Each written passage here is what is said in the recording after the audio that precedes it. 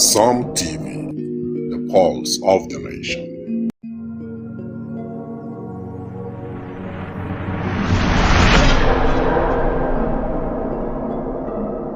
Some TV, the pulse of the nation.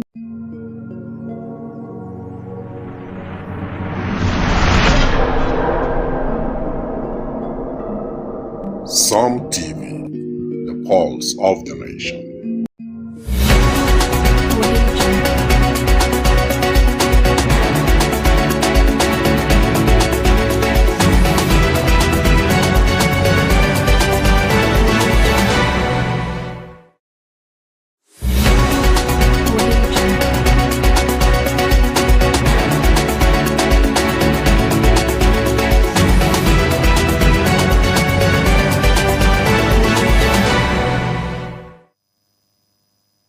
Good evening, viewers.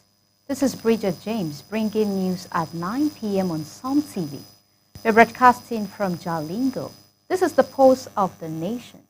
Follow us on Facebook at Some TV and stream live on YouTube at Some TV Live. Here are the major headlines. Vice President Kashim Shettima departs Abuja for New York to attend the 80th UN General Assembly, where he will deliver Nigeria's national statement, join high-level debate, and unveil updated climate commitment under the Paris Agreement. Federal government launches N-Atlas, a multilingual AI supporting Yoruba, Hausa, Igbo, and Nigerian accented English, developed by Sea, Air, and Awari Technologies to advance Africans' voice in AI. Adamawa State pledges to sustain the accelerated basic education program after UNICEF's GPEAF project enrolled over 12,000 out-of-school children, surpassing its 7,200 targets. International news. U.S. President Donald Trump to lead tribute at the Arizona Memorial for slain conservative activist Charlie Kirk, joined by top officials and 60,000 mourners. Business news. Nigeria spent 69% of 2024 revenue on debt servicing, leaving little room for development despite improved oil earnings. Export one of long-term risks. Entertainment news. Activist Very Dark Man denies AI-generated photos linking him to actress Nkechi Blessing, calls it fake, and cautions Nigerians against misinformation and cyberbullying. Sport news. Nigerians' football legacy in Ballon d'Or race continues as Chiamaka and coach Justine Madugu gains recognition following Ohala and Osime's global breakthrough. And now the news in full. The International Day of Peace, observed on September 21st, called attention to the urgent needs to end global violence. The 2025 theme, Act Now for a Peaceful World, highlights ongoing conflict in Ukraine, Gaza, Sudan, and the DRC, which have displaced millions and claimed countless lives. Nigeria also faced severe insecurity, with over 11,000 deaths in Plateau, more than 350,000 lost to Boko Haram, and widespread cases of banditry and kidnapping. Experts stress that peace is vital for development, urgent security reforms, accountability, and inclusive governance. Ambassador Franklin Cosmers, founder and coordinator of the Inspire Peace Initiative, who joined us in the studio earlier, addressed three key questions on Nigerians' peace-building efforts. Thank you for that question. Nigeria, as we all know, is the most populous country in the continent of Africa. And aside that, Nigeria has it encompasses of a lot of tribes across the 36 states. And places like Taraba alone, you have over 100 tribes. And with this set of tribes, you realize that there are differences. And of course, when there are differences among people dwelling in a particular place, of course, conflict abounds, disagreement abounds. And if that not properly taken care of, will escalate into a full-fledged war or a conflict that, will require a lot of effort, to quell or to be able to bring it down. So, number one, the issue of injustice is one of those root causes of violence in Nigeria. You realize that in the sick geopolitical settings that we have, a particular zone or maybe a particular state is being marginalized. And how do you expect such people to be happy? Of course, they will be grieved, they will be sad. And when not properly taken care of, believe me, it will escalate into violence or conflict. And number two, the issue of discrimination again, which is also an intrinsic part of injustice that has to be taken care of. And number three, the issue of religion. Religion is one of the cankerworms that is really eating up into our system as a nation. And so many people believe that their religion is better than the other. And I don't know whether the God that we serve are two. We all believe there is one God, and that God is a loving God. So you do not use religion as a yardstick, to say that people must follow your own religion. It is a thing of choice.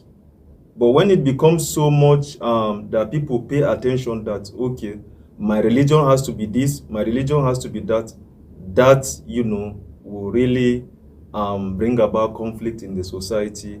And, there will be a lot of brouhaha around. So to me, I would say these are the three most fundamental root causes of conflict in Nigeria. And it will not only leave the responsibility to the government alone to take care of, but even in the communities, local communities, there is need for sensitization. There is need for that understanding, for people to know, because awareness is key. When there is no proper information, believe me, there will be chaos. So a lot needs to be done aside government making effort too. Thank you. Okay. As we all know, today being the International Day of Peace 2025, is indeed a day of sensitization and for people and communities of different settings to be conscientized on the need for peace. And there are people that are supposed to be in the forefront to do that. We call them leaders that have followers. And religion leaders are those set of people that are always in the forefront. So their own role is to emphasize on the need for what? For unity. Because there is power in the words, that has been spoken. So as religious leaders, you use your church, you use your mosques, and spread the message of love, the message of unity. Because like I previously said, our God is a loving God, and we all have one God. So I believe when people are properly, have that information or knowledge that God is a loving God, and the need for them to dwell in unity, for them to dwell in love, it will go a long way, for a religious leader, to conscientize and to inject that knowledge of love and unity into their followers. And this, in extension, will bring about a peaceful community and society at large. Yes, one of the key reforms that I will leave that onus on the government, to really implement is the need for community, or what you call state policing. And I would also like to use this opportunity to commend the Taraba State Governor, Governor Abuke Fass, PhD, for making it so visible for us here to witness such, like the issue of Taraba Marshal. I believe this set of people are saddled with that responsibility, aside, having the Nigerian police, the Nigerian army, and other military setup aside. Community policing is also key, because the people in the communities know more than the outsiders. And when such are practically embraced, it will go a long way as a reform to bring about a peaceful society. And Vice President Kashim Shettima has departed Abuja for New York to attend the 80th section of the United Nations General Assembly, scheduled from September 22nd to 28, 2025, representing President Bola Ahmed Tinubu. Shettima will deliver Nigeria's national statesmen, participate in the high-level general debate, and engage in several side events. He is also expected to announce Nigerians' updated national determined contributions under the Paris Agreement at the special UN climate section.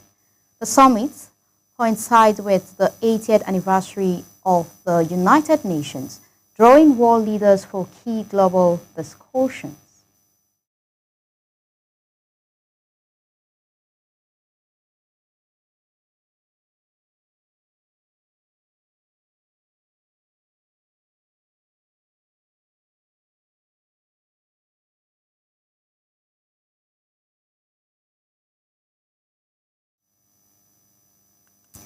The federal government has unveiled a new large language model, N-Atlas, designed to process Yoruba, Hausa, Igbo, and Nigerian accented English, launched on the sidelines of the 80th UN General Assembly in New York.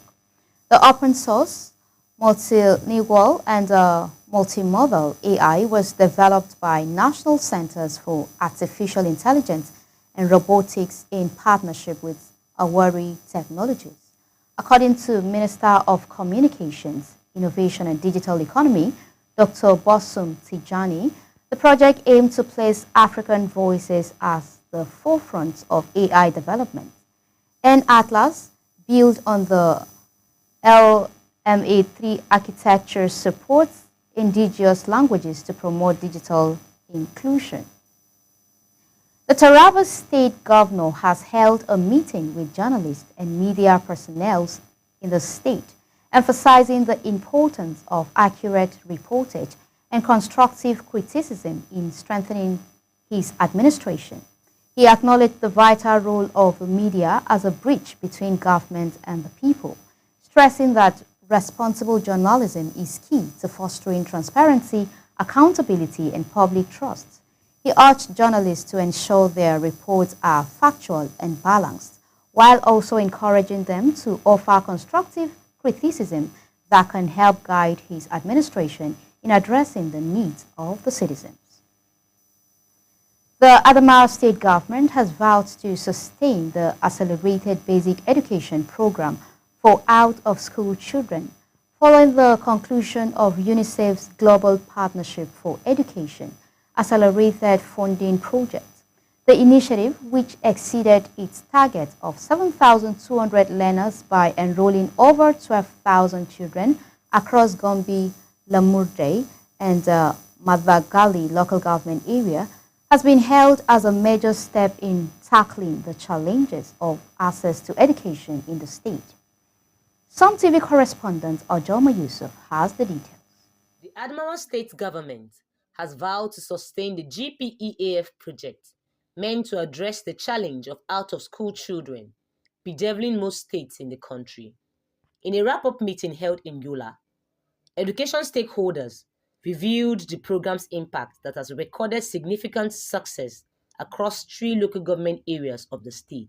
The Commissioner for Education and Human Service Department, Garba Umar Pella, represented by his permanent secretary, Hajia Aisha Mohammed Umar, reaffirmed government's commitment, stating that the program launched in 2024 with 7,200 targeted learners, but exceeded expectation through the back-to-school campaign supported by traditionals and religious leaders, enrolling over 12,000 children across Gombe, Lamurde, and Madagali local governments respectively. Is something that cannot be handled by just the government alone.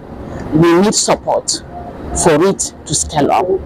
And this is what we have gotten from the GPE accelerated funding that is being supported by UNICEF.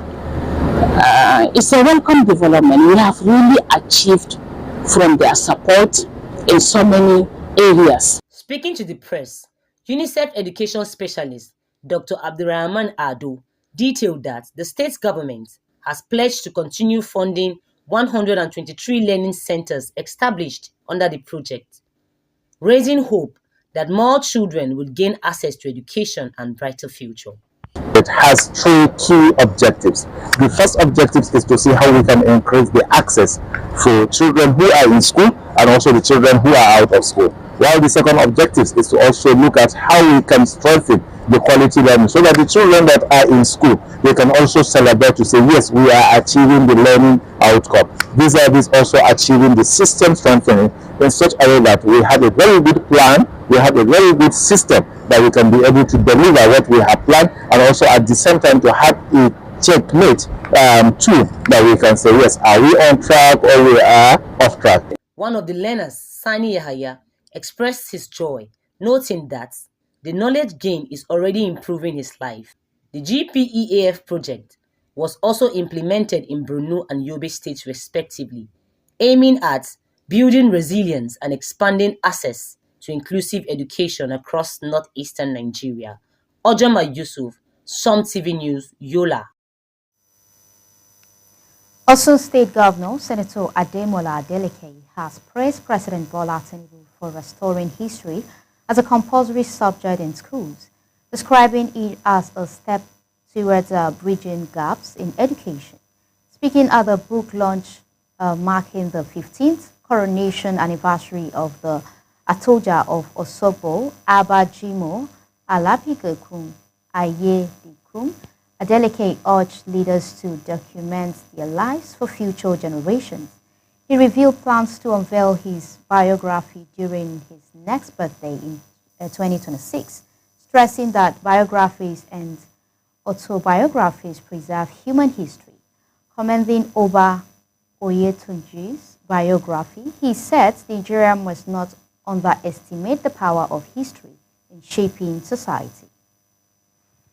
The Executive Secretary of the Universal Basic Education Commission, Dr. Aisha Garba, has expressed shock over the explosion of the LGEA primary school at Ter in Ukum local government area of Benue State, which left 7 pupils injured.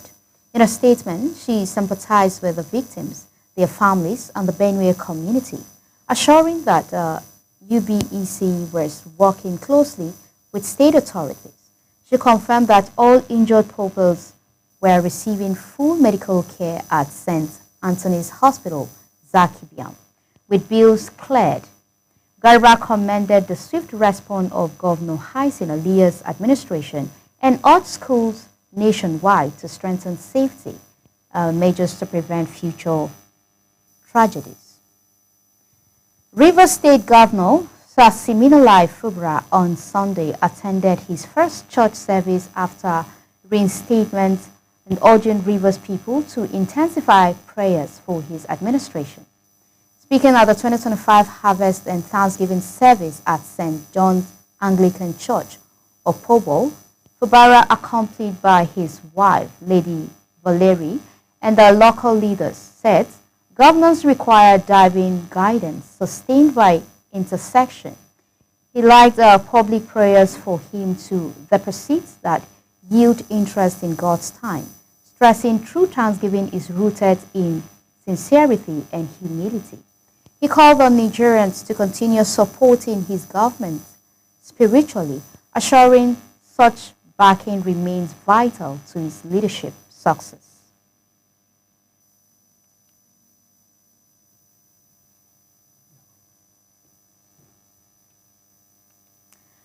African leaders and elder statesmen have expressed concern over the future of democracy on the continent, warning that it risks collapse without urgent reform.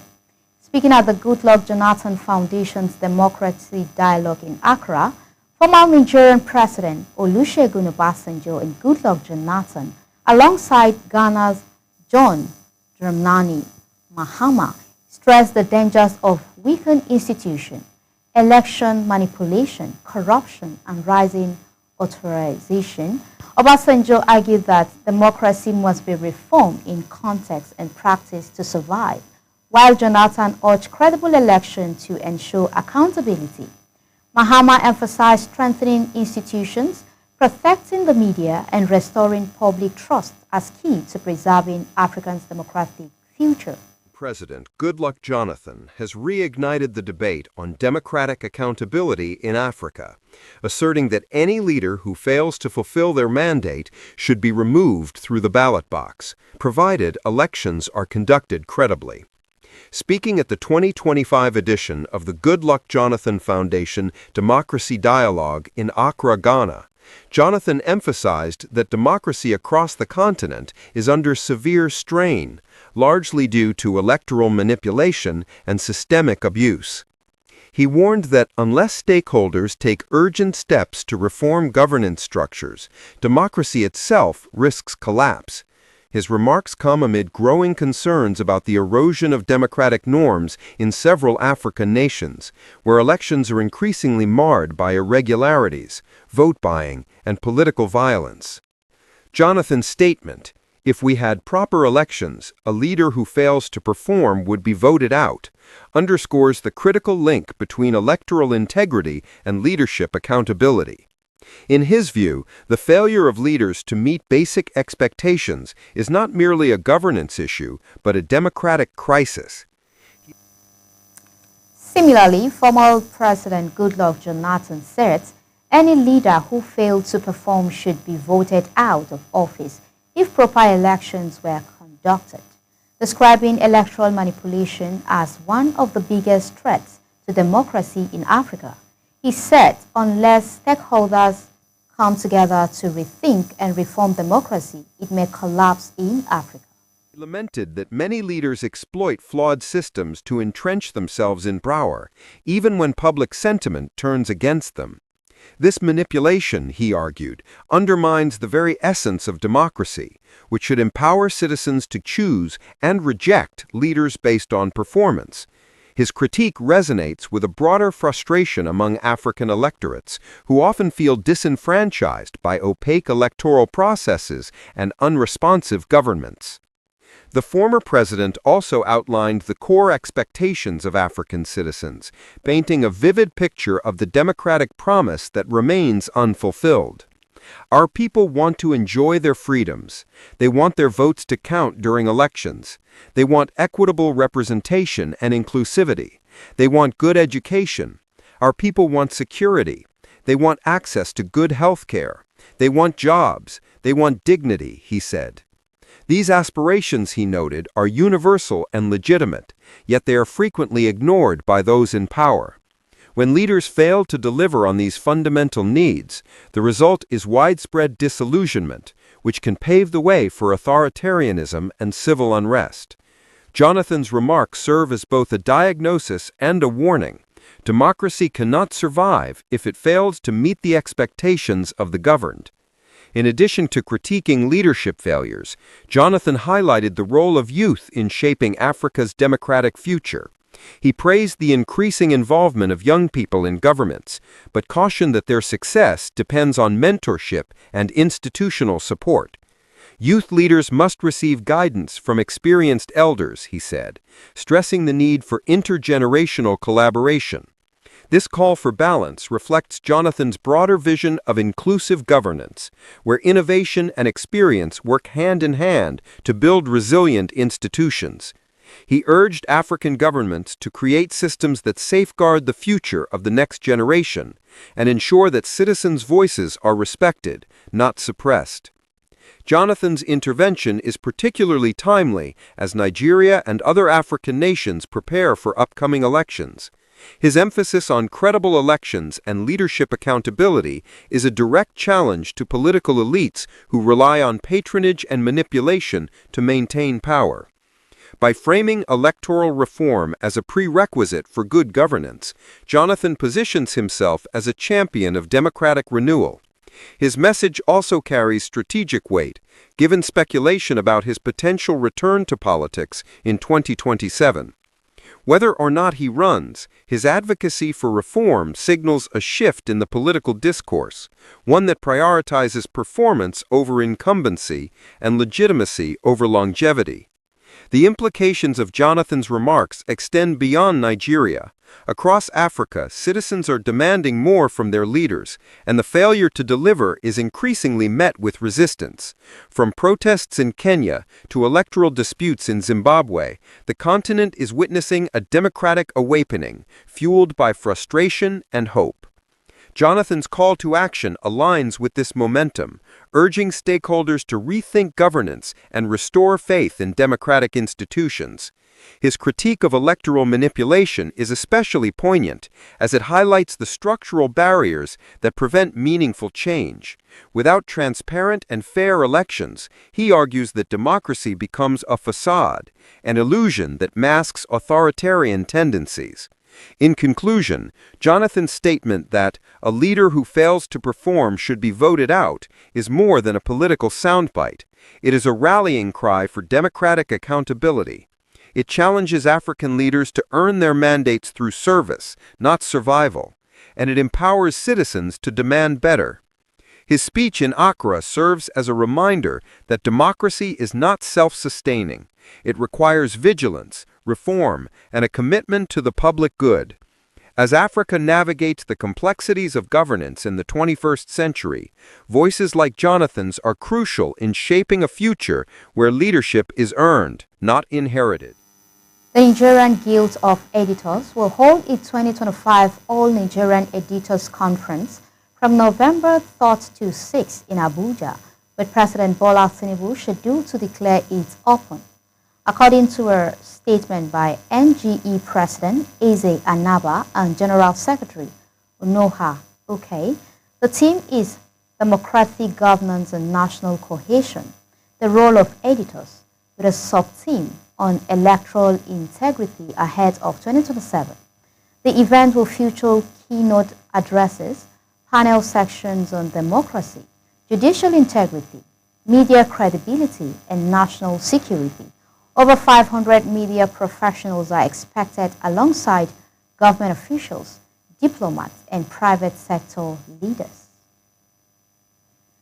The Forum of State Chairmen of the defunct Congress for Progressive Change has reaffirmed loyalty to President Bola Tinubu ahead of the 2027 election, distancing itself from members who recently visited former Vice President Atiku Abubakar.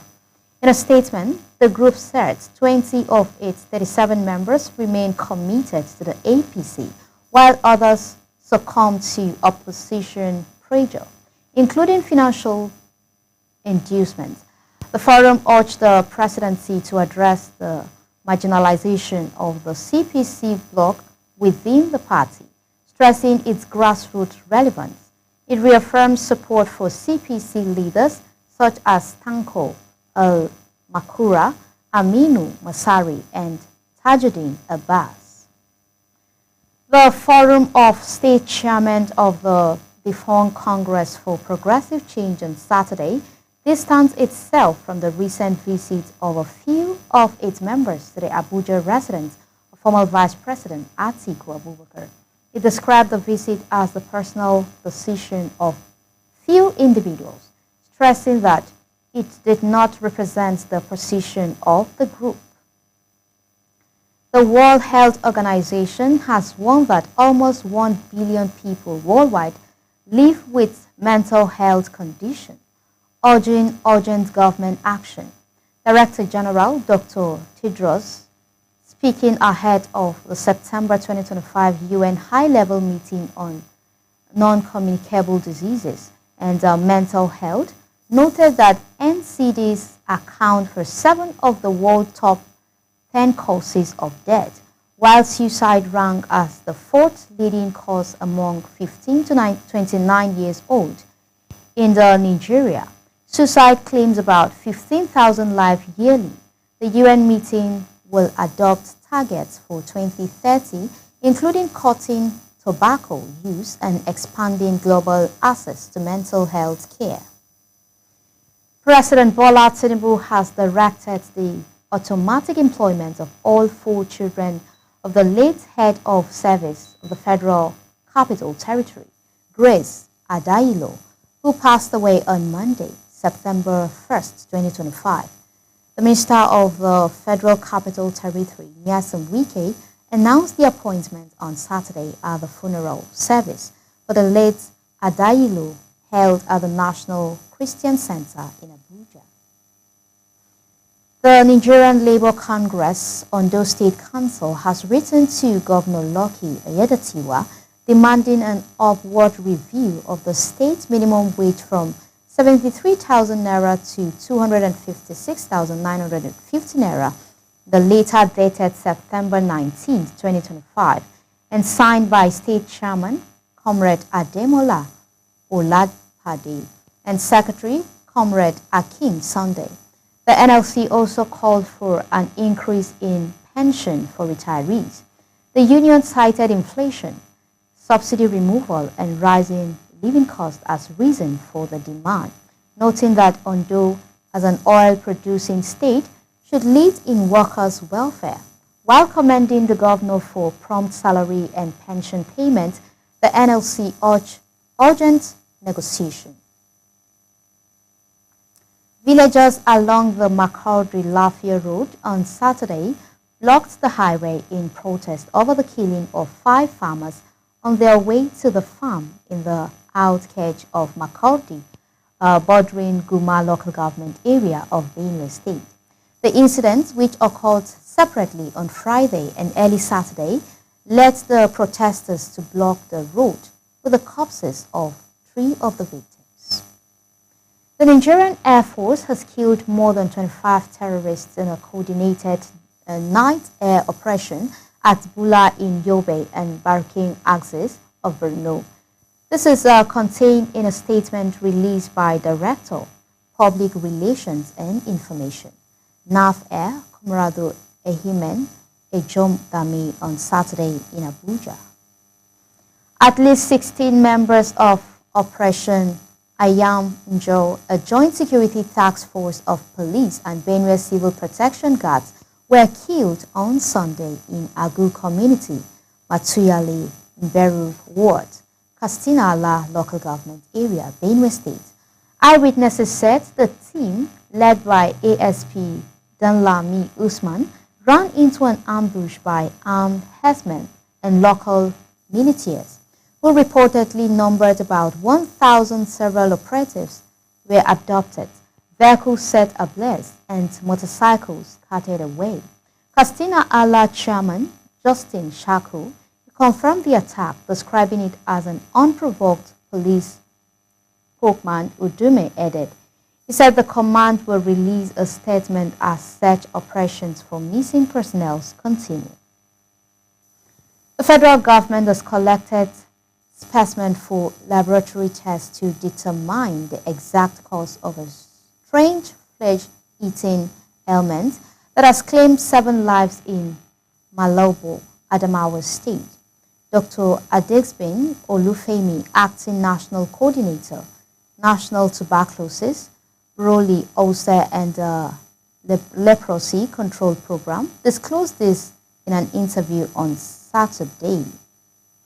The Nigerian Center for Disease Control and Prevention has confirmed that 2 suspected viral hemorrhagic fever cases in Abuja tested negative for both Ebola and Marburg viruses.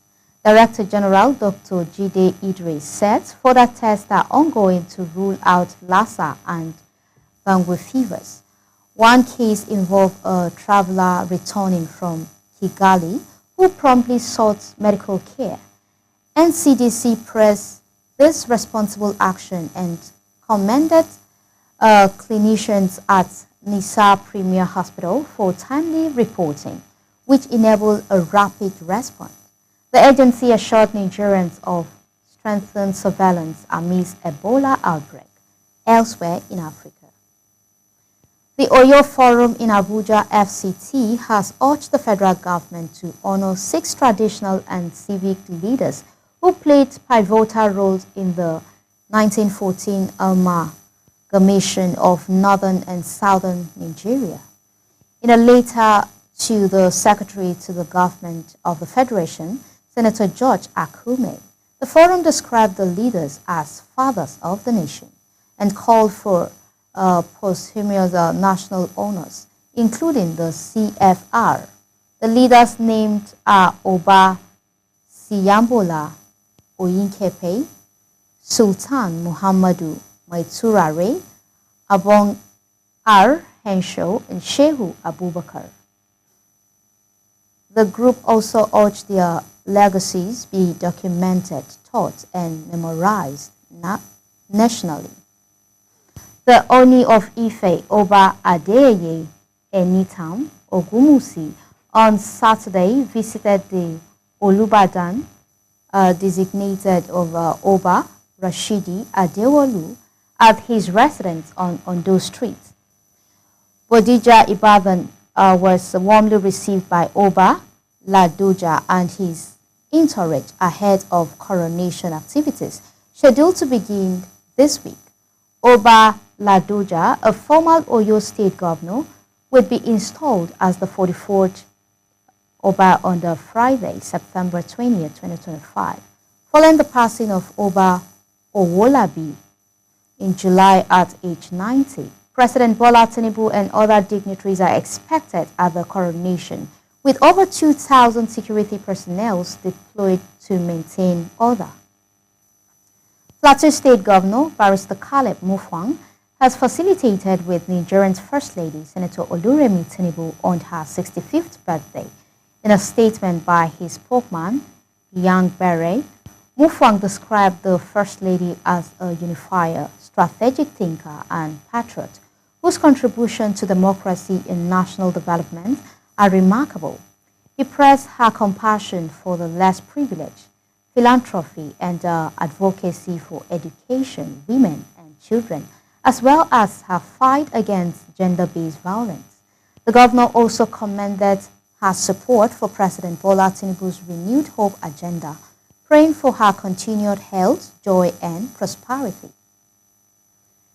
Vice President Kashim Shettima has hailed First Lady Senator Remi Tinubu as a woman whose name will be written in gold in Nigerians' history.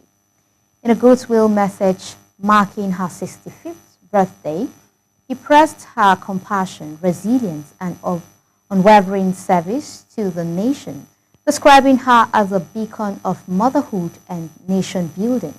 Shettima noted her impact through the Renewed Hope initiative, which has touched millions across the country, and lauded her commitment to women's empowerment, youth development, education, and care for the needy. He stressed that her legacy goes beyond being the president's wife and prayed for continued fulfillment. The Lagos State Police Command arrested a 46-year-old man, Jude O'Hare, identified as kingpin and leader of notorious syndicate that specialized in vandalizing high-end vehicles across Lagos Estate while posing as security operatives. According to the command on Saturday via X, the gang disguised themselves in fake security uniforms and used a modified Mercedes-Benz car jack, crafted to resemble a firearm to deceive unsuspecting estate security personnel. The federal government has revoked 1,263 mineral licenses for non-payment of annual service fees as part of ongoing reform to sanitize the mining sector. The affected licenses include 584 exploration licenses, 65 mining leases, and 144 quarry licenses, and 470 small-scale mining leases. Minister of Solid Mineral Development, Dr. Dele Alake, approved the revocation on the recommendation of the Mining Cadastral Office, stressing that it will discourage speculations and open opportunities for genuine investors. Defaulters' detail will be forwarded to the EFCC for further action.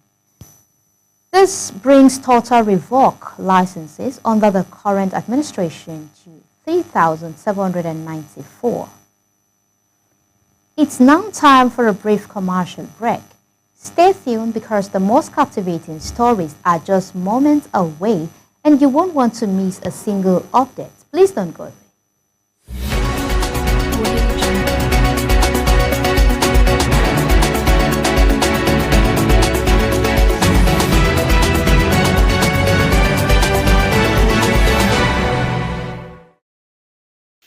Are you stuck in Jalingo late at night?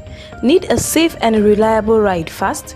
Introducing Supercab, Jalingo's trusted ride-hailing service from anywhere in the city. We will pick you up right at your doorstep.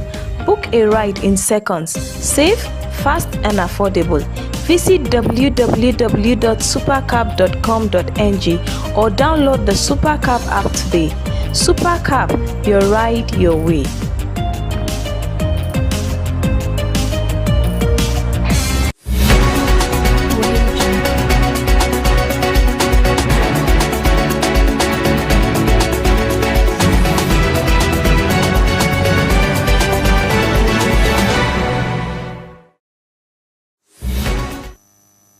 Welcome back. We are glad you're still here with us.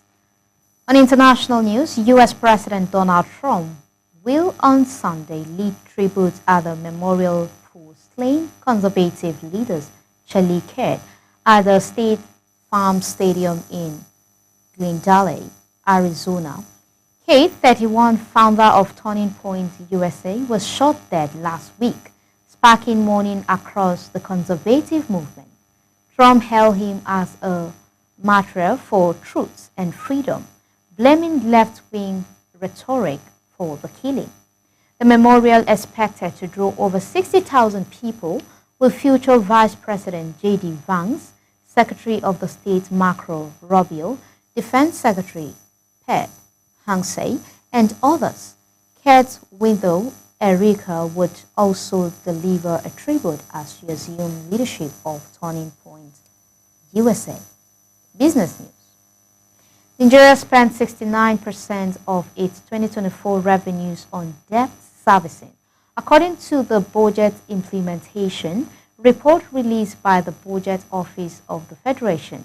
Out of 19,354 and 11.88 and 7 went into debt payment, leaving limited physical space for infrastructure and development. While this was a slight improvement from 2023's 78%, experts describe it as unsustainable and far above global standard of 30 to 40%. Revenue rose due to stronger oil receipts and improved collection, yet expenditure climbed to 28.726 trillion. Analysis warned that low capital investment continues to constrain productivity, job creation, and long-term growth. On entertainment news, social media activist Martin Vise Osei, popularly known as Very Dark Man, has denied claims linking him to actress Nkechi Blessing's alleged pregnancy. Reacting to a viral AI-generated photo showing him with the actress, Vidiam said the image was fake and aimed at tarnishing his reputation, stressing he had never met her. He further suggested that the actress' visible belly might be due to excessive use of slimming product, not pregnancy. Vidiam also cautioned Nigerians against misinformation, false advertising, and cyberbullying, urging vigilance online. The viral photo has since stirred mixed reaction among internet users. On sport news, for decades, the Ballon d'Or has symbolized football's highest individual honor, largely dominated by Europe and South America.